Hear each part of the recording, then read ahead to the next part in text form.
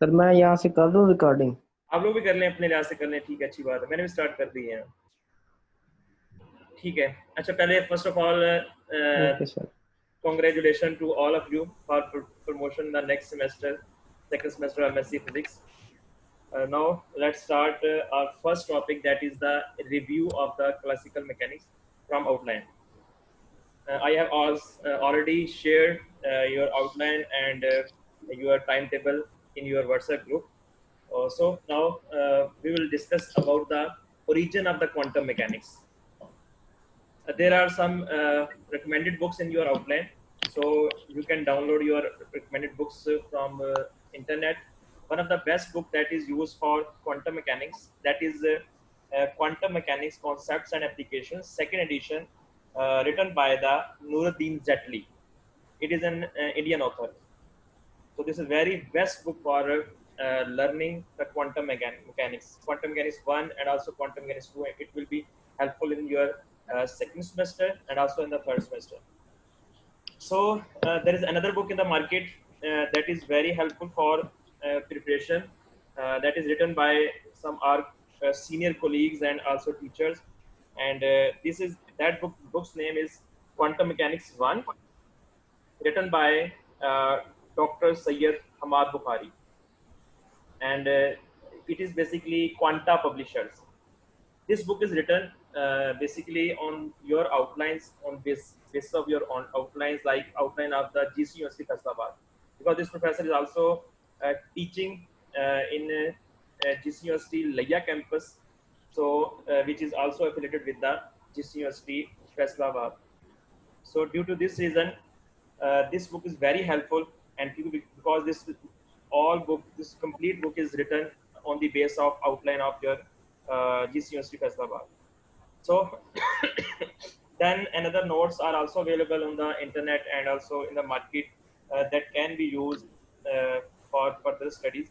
It's up to you that how will you prepare your topic, how will you learn your topic more and more from other source of materials. So are you listening me, all of you? Yes, Yes, sir. sir. Good. Yes sir. Mashallah, you have all have good stamina.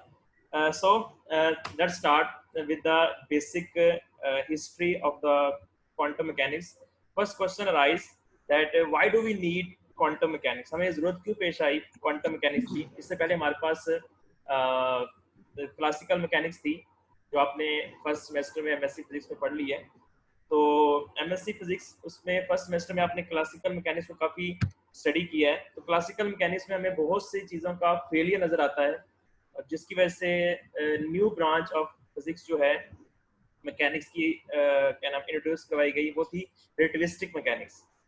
तो relativistic mechanics के अंदर के साथ साथ फिर इसी इरा के अंदर, इसी टाइम के अंदर, जो जिसे हम कहते हैं 18 to 17, 18 and 19 and 20th century, more it is discussed in the beginning and the last of the 19th century and the beginning of the 20th century. ये ज़्यादा काम इस पे 20th century के स्टार्ट में और 19th century के and में हुआ है। तो इसमें इसकी ज़रूरत इसलिए पेश आई क्योंकि इनिशियली हम जानते हैं कि क्लासिकल मैकेनिक्स में हम मैक्रो ऑब्जेक्ट्स को स्टडी करते हैं। What is classical mechanics? It is basically study of macro objects. उसमें हम माइक्रो ऑब्जेक्ट्स को डीपली स्टडी नहीं कर पाते। बहुत सी चीज़ें जस्ट लाइक दिस कि हम स्टडी करते हैं कि हमारे पास हम बोलते हैं तो हमारी साउंड वेव्स हैं वो दीवार से दूसरी साइड पे पार हमें सुनाई देती हैं। अब जो आवाज़ सुनाई देती है another side of the wall, वो हमें क्यों सुनाई देती है, इसके पीछे रीज़न क्या है, डिटेल में अगर इसको एक्सप्लेन करना है तो उसमें हमें क्लासिकल मैकेनिक्स जो उसकी एक्सप्लेनेशन है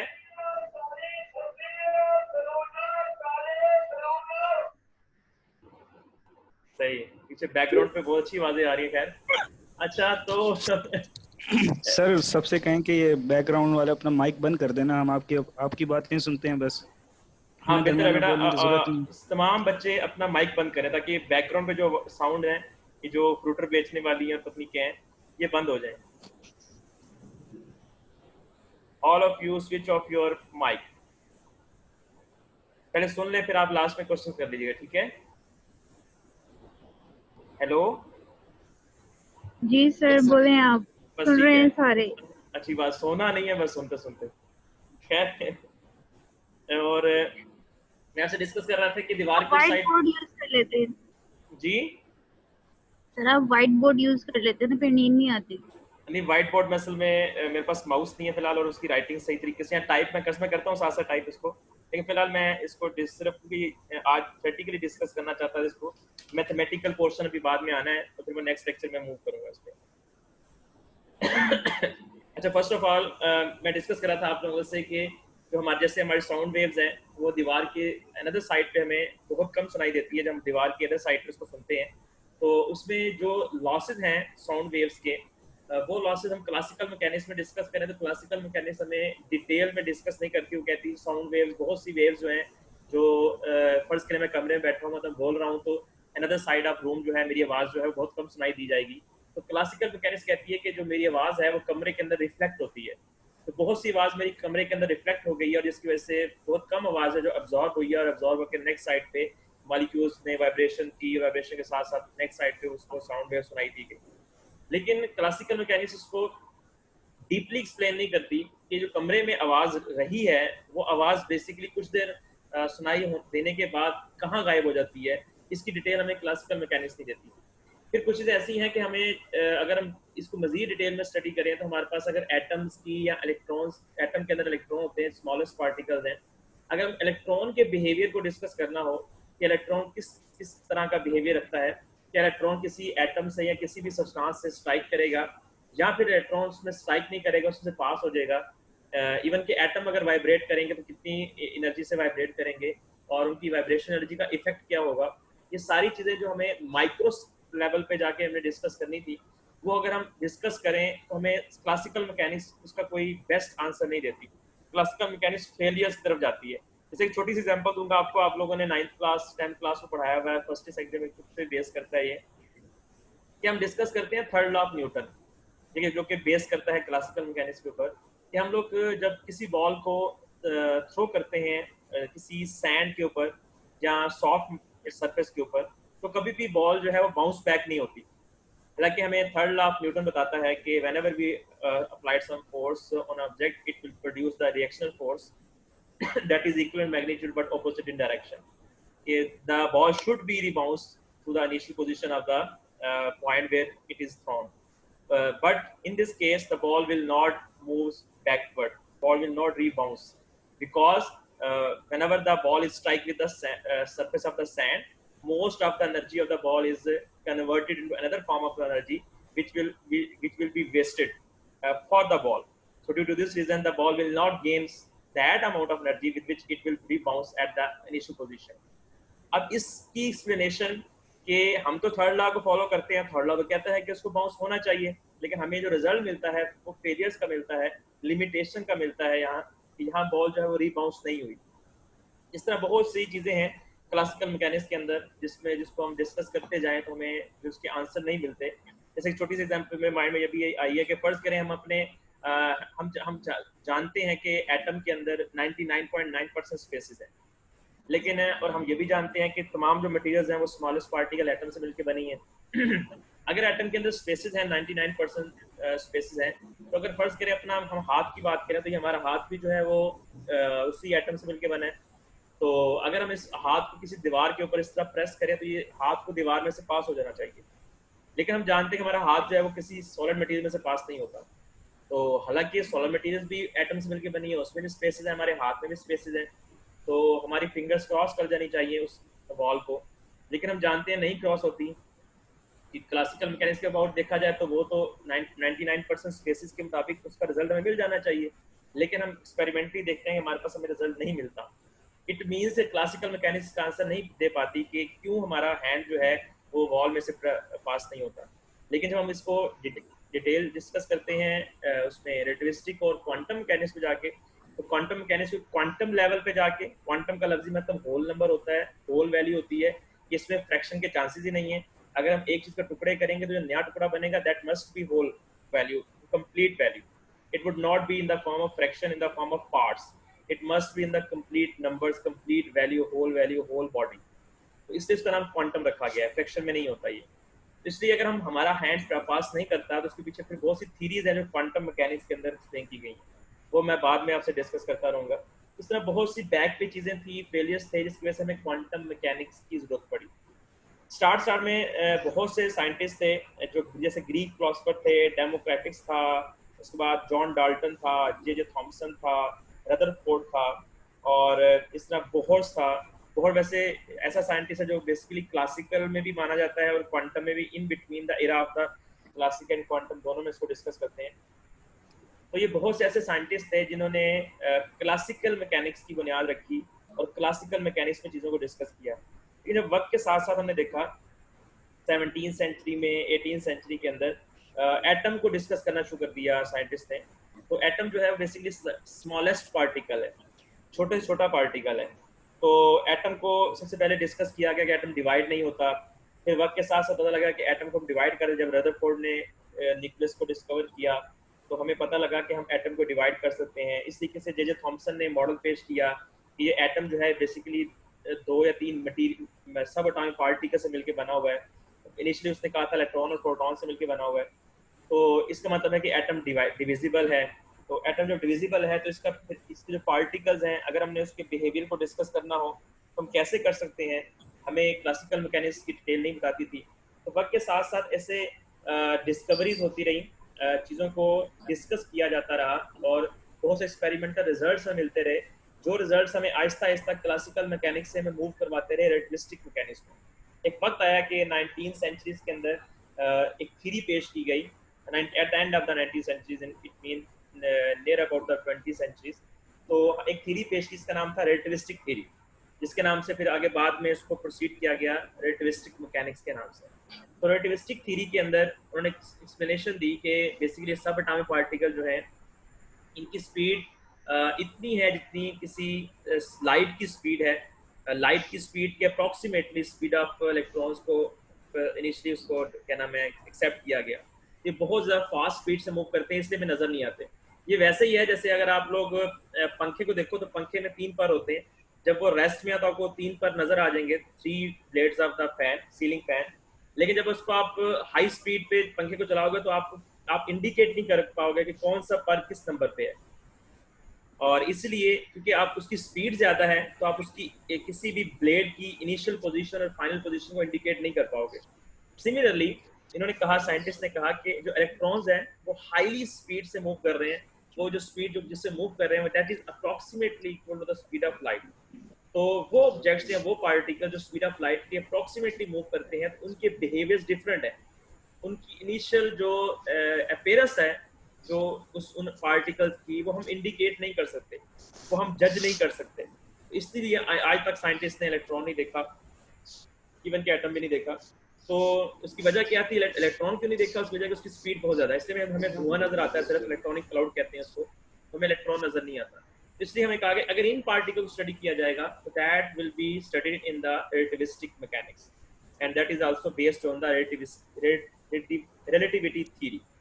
Another then branch is discovered, that new branch is formed, that is basically based on the quantum theory.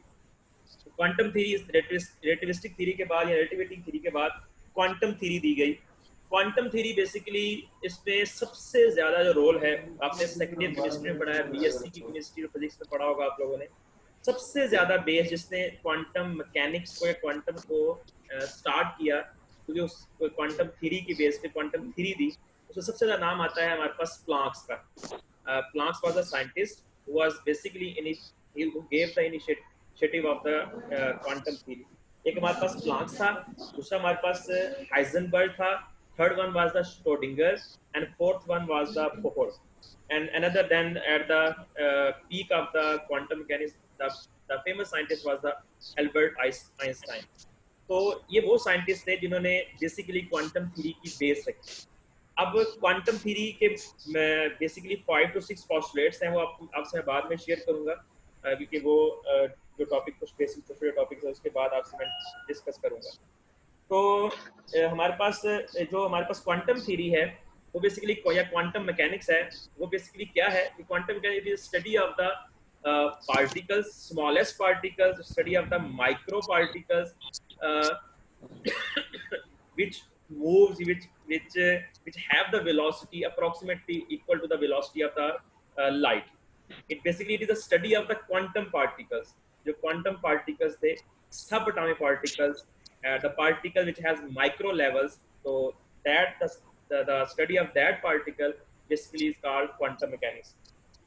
इस क्वांटम मैकेनिक्स के अंदर जो जिस तरह इसकी इब्तिदा हुई इस क्वांटम मैकेनिक्स में, इसमें जो जिससे बेस रखी गई क्वांटम मैकेनिक्स में बहुत से टॉपिक्स आपने एफएससी में पढ़े हैं, बीएससी में पढ़े हैं. जैसे कुछ टॉपिक्स थे आपने पढ़ा होगा ब्लैक बॉडी रेडिएशन.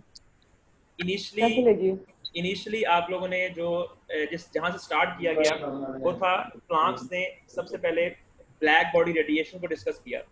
इससे पहले क्लासिकल व्यू था, ये आपके सामने स्क्रीन पे या अपने लैपटॉप में ओपन कर लें या आपके सामने स्क्रीन पे जो मैंने फाइल आपसे शेयर की है, अब जरा इस फाइल पे आए. इसमें हेडिंग मैंने आपसे सामने डिस्प्ले की हुई है, failures of classical mechanics. Sir इस टॉपिक पे आने से पहले मैं आपसे ना एक क्वेश्चन कर रही हूँ. Yes you can ask. Sir आपने कहा कि क्वांटम थ्योरी जो है वो स्मॉलेस्ट पार्टिकल है.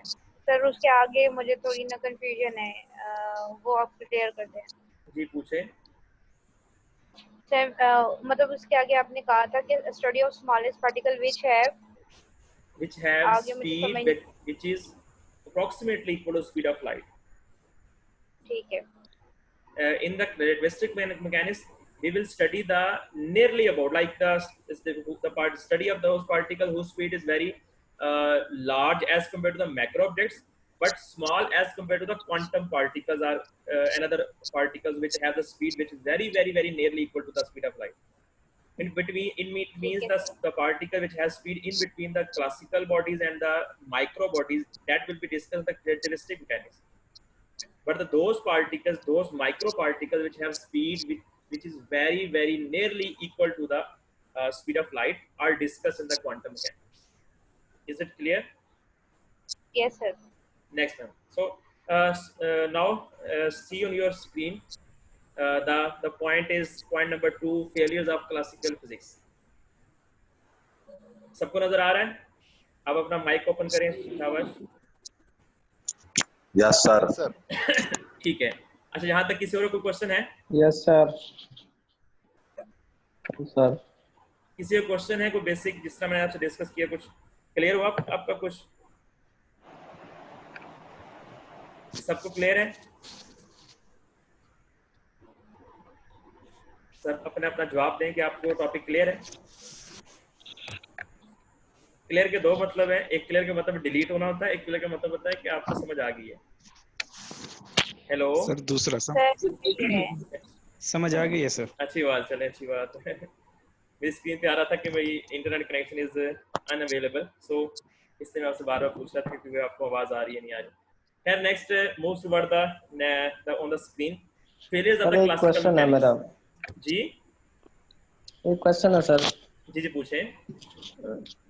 सर रिलेटिविस्टिक मैकेनिक्स में नैनो ऑब्जेक्ट्स होंगे नहीं, और क्वांटम में भी नैनो होंगे दोनों? नहीं, क्वांटम में हमारे पास नैनो पार्टिकल्स होते हैं. नैनो पार्टिकल मतलब होता है जिसका साइज 10⁻⁹ मीटर्स के बराबर होता है. पहले तो आपने ये समझना कि नैनो पार्टिकल्स होते क्या हैं. नैनो पार्टिकल्स बेसिकली वो पार्टिकल्स होते हैं जिनका साइज 10⁻⁹ होता है. तो जैसे इससे भी ज्यादा कम साइज वाले होते हैं, लेकिन हम लोग फिलहाल नैनो की तरफ इसलिए मूव कर रहे हैं कि हम नैनो पार्टिकल्स तक एक्सेस रख चुके हैं. हम नैनो पार्टिकल्स को चेंज कर देते हैं, उनकी पोजीशन तक को हम चेंज कर रहे हैं. तो लेकिन हमारा जो रिलेटिविस्टिक मैकेनिक्स है उसमें हमारे पास बहुत बड़े ऑब्जेक्ट नहीं है, मिडिल साइज ऑब्जेक्ट आते हैं उसके अंदर. यानी मिडिल साइज के अंदर अगर आप पढ़ें तो एटम है, मॉलिक्यूल है या सब्सटेंसेस है. समझ आइए? Okay sir. हाँ, मिडिल साइज ऑब्जेक्ट के अंदर मॉलिक्यूल्स वगैरह हैं. हमारी अर्थ भी बेसिकली देखा जाए तो उसमें मिडिल साइज में कहीं ना कहीं आती है. लेकिन अगर हम इसको प्लैनेट्स के लिहाज से देखेंगे तो हमारा ये मैक्रो में आएगी. अगर हम इसके अंदर ऊपर चीजें देखेंगे जो अर्थ के ऊपर है, वो हमारे पास ये उस पर कुछ स्क्रीन पे लिखे कुछ नाम आपका सारा डिस्प्ले हो रहा है यहाँ.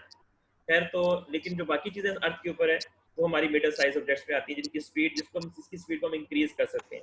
जैसे आप जानते हैं कि आप हमारी अर्थ की स्पीड जो 30 किलोमीटर पर आ रहा है अराउंड द सन, तो ये बहुत कम स्पीड है. तो तो लेकिन इस स्पीड से ज़्यादा इससे ज़्यादा स्पीड से ज़्यादा जो हम लोग ज़्यादा स्पीड गेन कर सकते हैं इस पे ज़मीन के ऊपर पार्टिकल्स। ठीक है सर। Okay sir. चलिए, अच्छी बात। आप उसमें डिस्कस ना करें, मुझसे करें, नहीं तो फिर अपना माइक बंद कर दें। उस बंदे में अकल कौन थी, वो भी कोर्ट बार आ गया था। ऐसा बोलो भैया। जे का कजन अलखुदा बच्चे आपस में डिस्कस ना करें। हाँ, गुड। चलिए, अच्छी बात। नेक्स्ट मूव करते हैं, फेलियर्स ऑफ क्लासिकल फिजिक्स। ये स्क्रीन पे जो आपको मैंने फाइल शेयर की हुई है, इसमें एक बच्चे ने कहा था कि इसमें ब्लैंक स्क्रीन है। पहले मैं उसका आंसर देना चाहता हूँ कि मैं आपके सामने स्क्रीन शो कर रहा हूँ। बेसिकली ये जो स्लाइड्स हैं उसकी पीडीएफ फाइल बनाई हुई है। तो इसमें सबसे पहले टॉपिक आएगा ऊपर। जो फर्स्ट टॉपिक है उसको जब तक कंप्लीट नहीं होता तब तक ब्लैंक स्क्रीन है, जस्ट लाइक दिस। ये देखिए ब्लैंक स्क्रीन है और ये फर्स्ट टॉपिक जो है ये स्टार्ट हो जाएगा, ये ब्लैक बॉडी रेडिएशन। जब तक ये टॉपिक कंप्लीट नहीं होगा तो नेक्स्ट टॉपिक नहीं आएगा। ये देखिए पेजेस हैं, ये इसकी वैल्यूज है, डिटेल लिखी हुई है इसके बारे में। बट ये यार बैकग्राउंड साउंड बंद करें और डिस्कशन बंद करें, it would be better. Sir मेरा बैकग्राउंड साउंड बंद करें। चले, ये वो वाले वही हालात हो रहे हैं जो हमारे यहाँ अक्सर हम वीडियोस देखते हैं ऑनलाइन क्लास की। खैर, तो फेलियर्स ऑफ क्लासिकल फिजिक्स के अंदर हमारे पास ब्लैक बॉडी रेडिएशन थी, फोटो इलेक्ट्रिक इफेक्ट था, लाइन स्पेक्ट्रा था। इसके अलावा आप लोगों ने कॉम्पटन इफेक्ट पढ़ा होगा, पेयर प्रोडक्शन पढ़ा होगा और एनिहिलेशन पढ़ा होगा आप लोगों ने। 1 मिनट प्लीज। जी जी, पूर्वा प्लीज माइक ऑफ करें क्योंकि आपकी वजह से सारे डिस्टर्ब हो रहे हैं।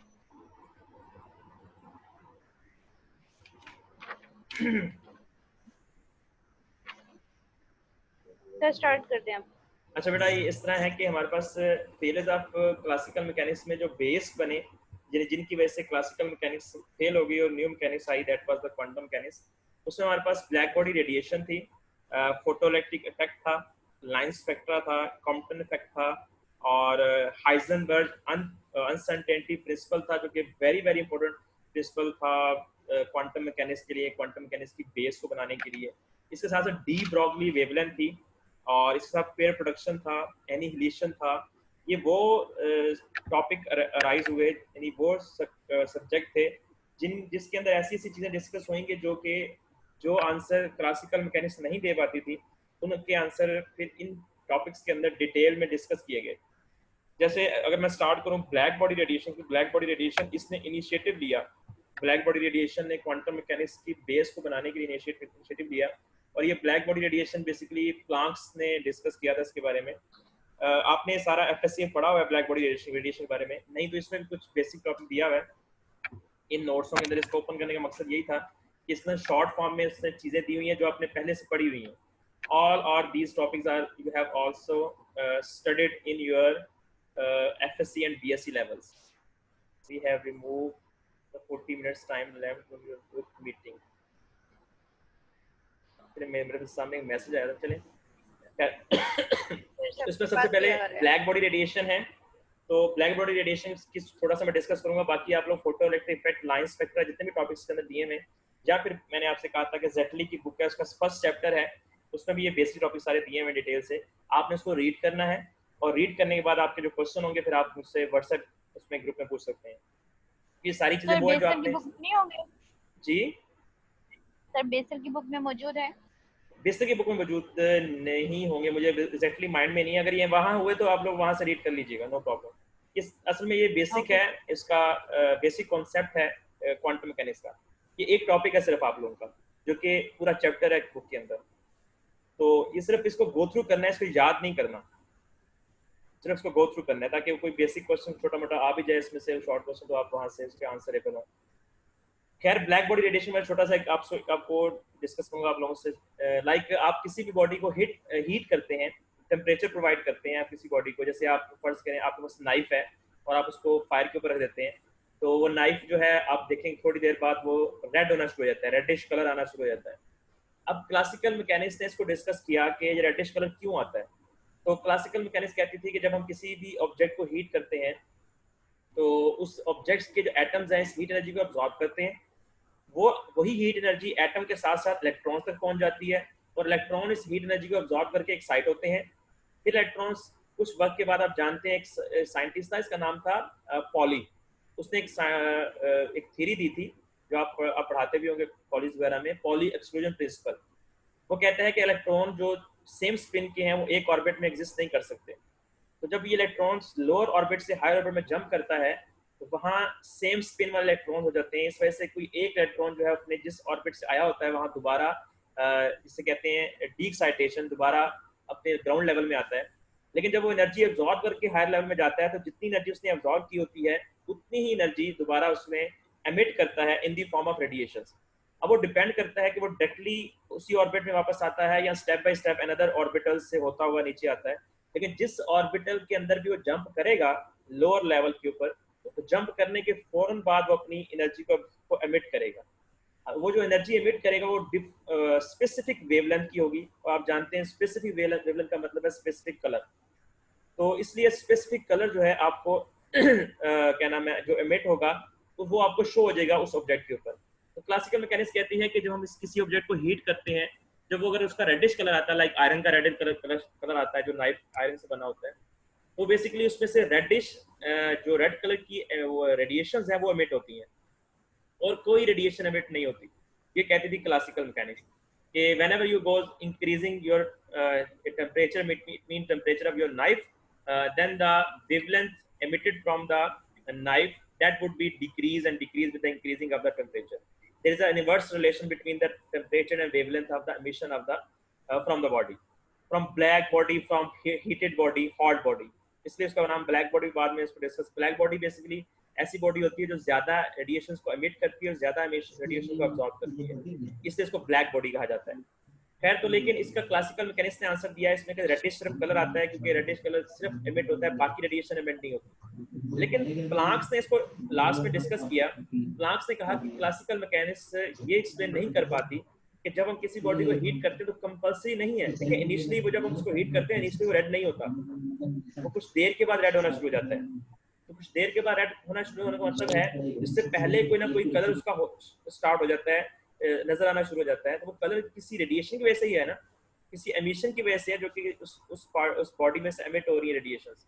इसका मतलब है कि जो न्यू मैकेनिक्स थी, क्वांटम मैकेनिक्स थी, उसने उसको एक्सप्लेन किया कि जो उस नाइफ में से रेडिएशन सिर्फ एक कलर की एमिट नहीं होती, उसमें हर कलर की और हर लेवल ऑफ वेवलेंथ जो है माइक्रो लेवल पे, नैनो लेवल पे एमिटेड होती है जब उसको हम हीट करते हैं। यानी हर मखसूस टेम्परेचर के ऊपर मखसूस वेवलेंथ एमिट होती है, सिर्फ एक कलर की नहीं एमिट होती, इसमें इनफाइनाइट वेवलेंथ एमिट होती हैं उसमें, उस नाइफ में से अगर मैं एग्जांपल दूं, जो हमें रेड कलर का नजर आता है। लेकिन हमें रेड कलर का क्यों नजर आता है? क्योंकि हमें जो रेडिश जो वेवलेंथ है, जो कलर है, वो ज्यादा एमिट हो रहा है। फर्स्ट करें येलो जो है वो 2 या 3 एमिट हो रहे हैं उसमें से कलर, तो लेकिन जो हमारे पास रेड है वो 50-60 कलर्स एमिट हो रहे हैं उसमें एक वक्त के अंदर। जो 50-60 कंबाइन होंगे तो आपको रेडिश ज्यादा दिखाई देगा, और आपको रेडिश ज्यादा दिखाई देगा, लेकिन जो बाकी कलर्स हैं वो दिखाई नहीं देंगे क्योंकि वो मर्ज हो जाते हैं।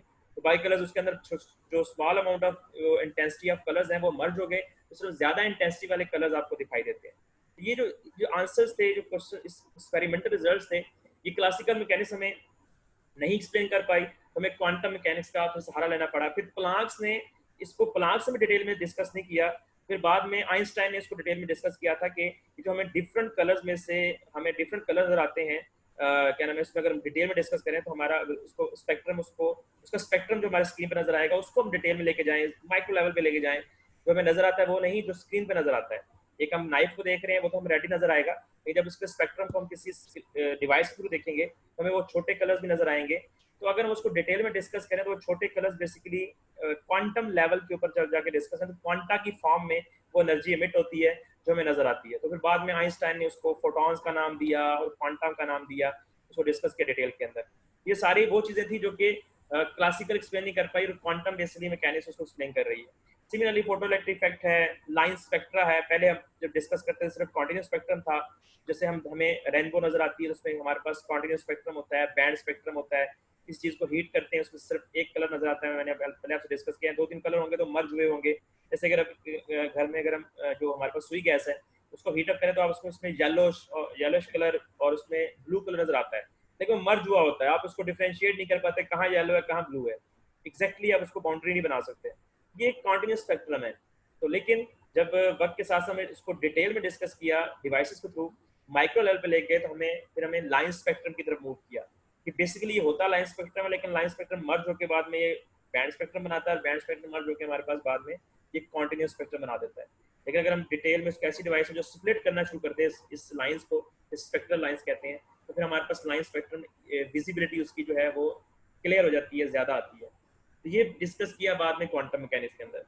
सिमिलरली कॉम्पटन इफेक्ट है, उसमें डिस्कस की वेवलेंथ ऑफ एक्स-रेज डिस्कस किया गया, पेयर प्रोडक्शन है, and also others de Broglie wavelength है, उसने डिस्कस किया कि एटम्स का ड्यूअल बिहेवियर होता है, इलेक्ट्रॉन का ड्यूअल बिहेवियर होता है।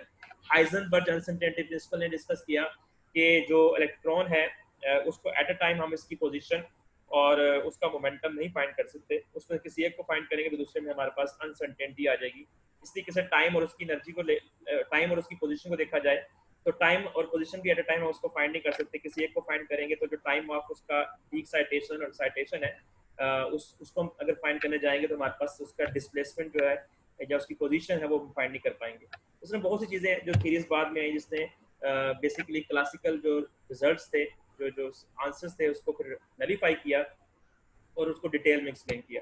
अब भी रिसर्च हो रही है, जो जैसे क्लास में भी आपसे मैं डिस्कस कर चुका हूँ कई दफ़ा, कि अब क्वांटम मैकेनिक्स के बाद भी न्यू रिसर्च हो रही है, क्योंकि फिलहाल आपने एफएससी लेवल पे पढ़ तो लिया होगा, सिमिलरली बीएससी में कुछ इसमें टॉपिक्स हैं, या न्यूक्लियर फिजिक्स अगर आप लोगों ने पढ़ी है शायद, तो उसमें हम लोग डिस्कस करते हैं कि सब एटॉमिक पार्टिकल्स हैं वो सिर्फ इलेक्ट्रॉन प्रोटॉन न्यूट्रॉन नहीं है। साइंटिस्ट मूव कर चुके हैं क्वार्क्स की तरफ, क्वार्क्स में से बाद में बोसॉन फर्मियोन्स वगैरह की तरफ मूव कर चुके हैं। अगर हम क्वार्क्स की बात करें तो क्वार्क्स जो है ये फ्रैक्शन में इसका चार्ज होता है, तो फ्रैक्शनल चार्ज जो है वो क्वांटम में एक्सेप्टेबल नहीं है। क्वांटम सिर्फ कंप्लीट चार्ज की बात करता है, क्योंकि मैंने आपसे पहले कहा होल बॉडी की बात करता है, होल नंबर की बात करता है, होल पैकेट्स की बात करता है, अगर एनर्जी के पैकेट्स ना फर्ज करें, यानी 1.2 जॉल या 1 पॉइंट समथिंग जॉल्स में जो आंसर्स हैं, फ्रैक्शंस में आंसर है, वो उसको नलीफाई करके होल नंबर की तरफ मूव करता है। तो क्वांटम चार्ज की तरफ मूव करता है, इसलिए उसको क्वांटाइज चार्ज भी कहते हैं। तो अगर वो चार्ज 2/3 है, +1/3 है, -1/2 है, +1/2 है, तो फिलहाल क्वांटम मैकेनिक्स में वो डिस्कस नहीं किए जाते। लेकिन क्वांटम मैकेनिक्स के बाद ये जो जारी बात है चार्ज डिस्कवर हो चुके हैं, इस बारे में साइंटिस्ट की थ्योरी है, तो इसलिए पॉसिबल है कि इसके बाद नहीं बना चाहेगी जिसमें ये सारी जो क्वांटम मैकेनिक्स को नलीफाई करेगी और डिटेल में डिस्कस करेगी उन चीज़ों को जिसको क्वांटम मैकेनिक्स फिलहाल डिस्कस नहीं कर पा रही। सिमिलरली जैसे मैंने आपसे लास्ट टाइम रिलेटिविस्टिक में कहा था कि हमारे पास जो कुछ पार्टिकल्स ऐसे हैं जिनकी स्पीड जो है वो समझी जा रही है, सोची जा रही है कि स्पीड ऑफ लाइट से ज़्यादा है, टैक्यून्स पार्टिकल्स। तो जैसे वो डिस्कवर हो जाएंगे तो उसके ऊपर भी जारी बात है उसका जो बिहेवियर है, उसकी जो प्रॉपर्टीज़ है, उसकी बेस पे ये जो क्वांटम मैकेनिक्स है जो एक्सप्लेन नहीं कर पाते, नेक्स्ट उसकी एक्सप्लेनेशन के लिए नेक्स्ट थ्योरी आई। लेकिन फिलहाल अभी भी अगर देखा जाए तो क्वांटम मैकेनिक्स में थ्योरीज है, क्वांटम मैकेनिक्स में लॉज नहीं है, प्रिंसिपल्स बहुत कम है, थ्योरीज है। थ्योरीज इसलिए कि क्वांटम मैकेनिक्स में हमारे पास चीज़ें जो है हमारे सामने नहीं है, हमारे नेकेड आई से हम उसको ऑब्जर्व नहीं कर सकते। तो इतना माइक्रो लेवल या नैनो लेवल के ऊपर है कि हम उसको देख नहीं रहे, लेकिन हम उसके रिजल्ट से कुछ ना कुछ अंदाजा लगा रहे हैं, जो कि हमारे पास कहीं ना कहीं अंदाजा सही भी है और कहीं ना कहीं हमारे पास उसमें फेलियर्स भी है। तो सारी बात जहाँ फेलियर होते हैं फिर नेक्स्ट मूव करते हैं, नेक्स्ट इंसान नेक्स्ट साइंस की तरफ, नेक्स्ट नॉलेज की तरफ मूव करता है। So that's all. आपने इस जो आपको मैंने फाइल दी है इसको आपने ये PDF फाइल इसमें शॉर्ट फॉर्म में लिखे हैं सारे टॉपिक, इसको का रिव्यू करना है आपने टिल फ्रॉम 10 to 11 पेजेस है इसका, जहाँ से लिखा हुआ है introduction to the classical mechanics, आगे फेलियर का टॉपिक है और ये सारा जाता है मूव करता है प्लांक्स क्वांटम थ्योरी है, and next one double slit experiment है, ये भी बेसिकली क्वांटम मैकेनिक्स के अंदर की बेस थी, ये कॉम्पटन स्कैटरिंग है और रदरफोर्ड एटॉमिक मॉडल है। और इसके बाद ये नेक्स्ट स्टार्ट होता है the wave function. Wave function से पहले ये पेज नंबर 100 है, आई थिंक 105 है शायद, पेज नंबर 105 तक आपने फ्रॉम 10 to 105 आपने इसको स्टडी करना है, इसको रिव्यू करना है, basically review of classical mechanics है, तो आपने इसको रीड करना है इसमें बहुत चीज़ें वो दी हुई हैं जो आपने एफएससी और बीएससी लेवल पर स्टडी की हुई हैं, और कुछ बेसिक कॉन्सेप्ट भी हैं इसके अंदर, और इसको यहाँ स्टडी करना चाहिए, यहाँ से करने आपकी मर्जी है, नहीं तो आप इसको जेटली के जो सेकंड एडिशन है उसके चैप्टर नंबर 1 को स्टडी कर सकते हैं, उसमें सारी चीज़ें दी हुई हैं। नेक्स्ट इंशाल्लाह जो नेक्स्ट लेक्चर होगा उसमें मैं फिर मूव करूंगा toward the wave function and Schrödinger wave equation, या अगर आपको कुछ लिखवा दूँ चीज़ें तो आप उसको फिर इसको रीड कर लीजिएगा, फिर मैं उसको बाद में इसको डिस्कस कर लूँगा। तो मेरे पास फिलहाल वाइट बोर्ड वाला जो चीज़ें हैं थोड़ा सा वो अवेलेबल नहीं है, मैं उसको लिखूंगा तो सीधी तरह लिखा नहीं जाएगा, तो मैं चाह रहा था कि मैं इसको विजिबिलिटी उसकी अच्छी हो जब मैं इसको लिखूँ। तो अगर आप वैसे इसको मैं बोल के अगर आप लोगों को नोट करवा दूँ तो सही है? नहीं सर, इस तरह इशू होगा सर, आप कोई नोटबुक ले लें, उसके ऊपर बेशक आप राइट कर दें। बहुत अच्छे, मेहनत करे साथ करे, खैर चले। नहीं सर, इस तरह इशू होगा। नहीं वो चलें, अच्छी बात है। मैं देखूंगा इंशाल्लाह नेक्स्ट पे जो लेक्चर होगा उसमें मैं उसको देखूंगा किस तरीके से टेक्निकल। सर आप माशाल्लाह इतना तेज बोलते हैं, फिर हमसे कहाँ लिखा जाएगा। अच्छा स्पीड तेज है। नहीं सर, ठीक है ठीक है। चले कोई नहीं, इसमें कोई चीज जो पूछने वाली हो, वैसे 30 का सारा डिस्कस किया मैंने आपसे, इसमें कोई ऐसी चीज आपने मेरा जो पूछनी हो? सर वो आप स्पीड ऑफ लाइट। जी एक बच्चा बोले सर। सर सवाल ये है कि आपने कहा है कि रेडिएशन जब खारिज होती हैं तो रेड कलर हमें नजर आता है, आप क्या कोई ऐसा इंस्ट्रूमेंट? आप शहीन है यकीनन, ऐसा ही है? जी sir, Shamir sir. Shamir sir कोई ऐसा कोई ऐसा इंस्ट्रूमेंट बनाया गया है जिससे वो तमाम कलर देख सकें जो हमें नहीं दिखाई देते? ऐसा इंस्ट्रूमेंट जो कलर हमें दिखाई नहीं देते हो और उनको देखा जा सके? नहीं, पहली बात है कि जो हमें दिखाई नहीं देते वो कलर नहीं होते, समझ आई को बात? सर आप कह रहे थे ना कि वो कुछ कलर मर्ज हो जाते हैं। हाँ। तो वो आखिर मर्ज जो हो जाते हैं वो कलर आते तो होंगे किसी न किसी तरह से, तो ऐसा इंस्ट्रूमेंट नहीं है जिसमें? जी मैं एक मिनट मैं आपसे पहले डिस्कस किया गया, जब हम पहले कलर्स को विजिबिलिटी देखते थे प्रिज्म की मदद से। स्टार्ट में तो गिलास इस्तेमाल किया गया, आप घर में वाटर भी इस्तेमाल कर सकते हैं इन कलर्स को डिस्पर्स करने के लिए और देखने के लिए। तो लेकिन उसके बाद प्रिज्म इस्तेमाल किया गया। प्रिज्म एक ऐसी डिवाइस है जिससे हम कलर्स को स्प्लिट करते हैं, लेकिन उसमें बैंड स्पेक्ट्रम बनता है, लाइन स्पेक्ट्रम नहीं बनता। तो लाइन स्पेक्ट्रम को स्टडी करने के लिए फिर हमने यूज किया डायफ्रैक्शन ग्रेटिंग। डायफ्रैक्शन ग्रेटिंग से फिर लाइन स्पेक्ट्रम बनता था, लेकिन डायफ्रैक्शन ग्रेटिंग को इनिशियली वैसे इस्तेमाल नहीं किया जा सकता। डायफ्रैक्शन ग्रेटिंग को इस्तेमाल किया जाता है स्पेक्ट्रोमीटर की मदद से। समझ आ रही है? ठीक है सर। हाँ, तो स्पेक्ट्रोमीटर में डायफ्रैक्शन ग्रेटिंग यूज किया जाता है, और उससे फिर वो जो स्प्लिटिंग ऑफ लाइंस है, डिफरेंट जो कलर्स हैं वो स्प्लिट हो जाते हैं, उसको फिर हम स्टडी कर लेते हैं। ठीक है सर। चलिए नेक्स्ट वन। सर ये टॉपिक आपने डीपली पढ़ाया था स्पेक्ट्रम का ना? मैंने आपसे शायद डिस्कस भी किया था पहले उसमें, बस सेमेस्टर में ये किया था, ये डीपली किया था आपने, इसको डिस्कस किया था। जी आई थिंक वहाँ डिस्कस किया था मैंने शायद। लास्ट लेक्चर हमारा यही था। अब मुझे ये याद नहीं है। सर लास्ट लेक्चर था। सही। इसके अलावा क्वेश्चन?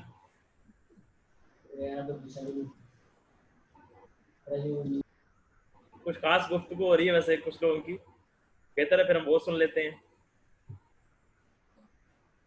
ऐसे ही है, म्यूट पे लगा लेना जो लोग जो खास गुफ्तगू करना चाहते हैं। शायद वो पाकिस्तान का बजट डिस्कस कर रहे हैं, कोई तब्दीली लाने की कोशिश कर रहे हैं। खैर